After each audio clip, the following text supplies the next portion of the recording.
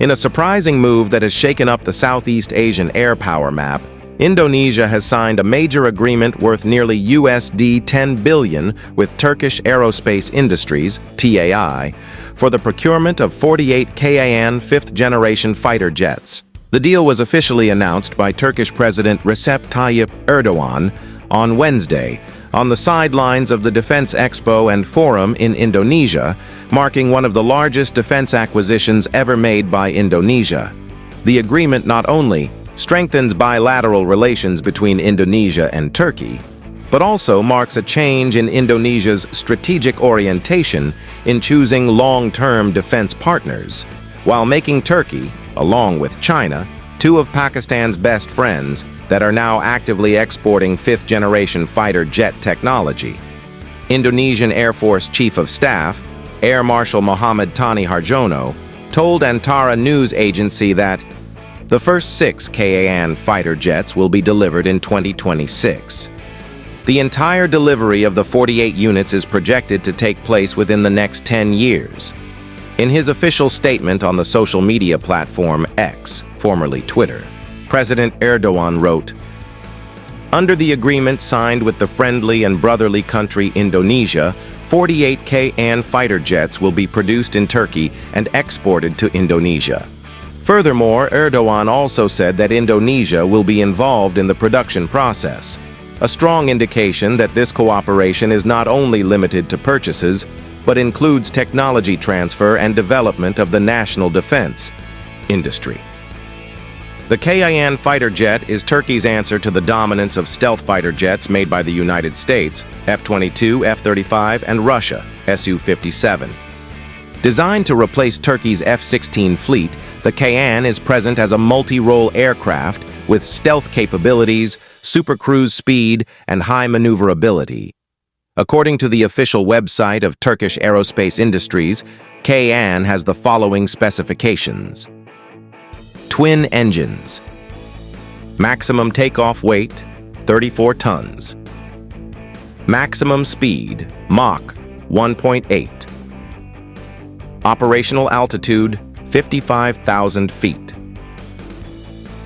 Internal weapon system to reduce radar cross-section. Although still in the testing phase and has no track record in the battlefield, KAAN is positioned as a strategic alternative for countries that want to avoid dependence on Western weapon systems, especially after various embargoes and economic sanctions that have affected the global defense supply chain. Indonesia has previously signed a USD 8.1 billion deal with Dassault Aviation of France for the procurement of 42 Rafale fighter jets. However, since 2024, there has been speculation that Indonesia is considering other options to strengthen its air superiority, especially given the long backlog of Rafale deliveries, reportedly reaching 220 units by the end of December 2024. President Emmanuel Macron's visit to Jakarta was accompanied by the signing of a letter of intent, LOI, to strengthen defense industry cooperation, including the possibility of additional orders for Rafale, Scorpène submarines, and light frigates. However, with the announcement of the official contract for the purchase of KAAN, Indonesia's focus seems to have shifted. This step indicates that Indonesia is diversifying its sources of defense equipment, a policy that has become a mainstay in national defense doctrine to avoid dependence on one country or bloc. The KAAN fighter jet deal cannot be separated from broader geopolitical dynamics. Turkey is one of Pakistan's closest allies and has openly supported Islamabad's position on various international issues, including Kashmir.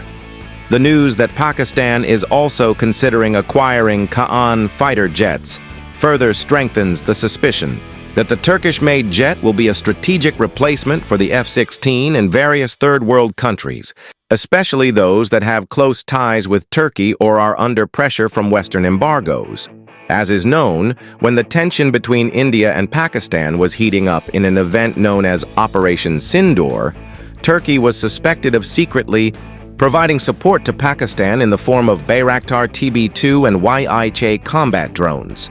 Although officially denied by both countries, India managed to find the wreckage of the Turkish-made Songar drone after intercepting 350-400 drones launched by Pakistan.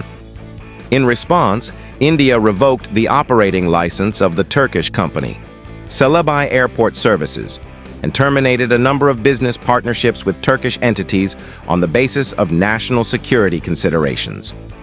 Modernization of the Indonesian Air Force. With the acquisition of Rafale and KAAN, Indonesia is certain to have one of the most modern air fleets in the Southeast Asian region. If both are combined with the right command and control system, Indonesia will have air superiority capabilities, long-range precision strikes, and deterrence against potential foreign aggression. Diversification of strategic direction.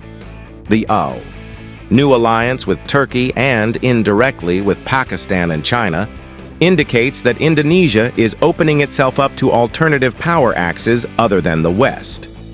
This will lead to changes in strategic calculations among neighboring countries and partners such as Australia, Japan, and the United States. Defense. Equipment race in Southeast Asia.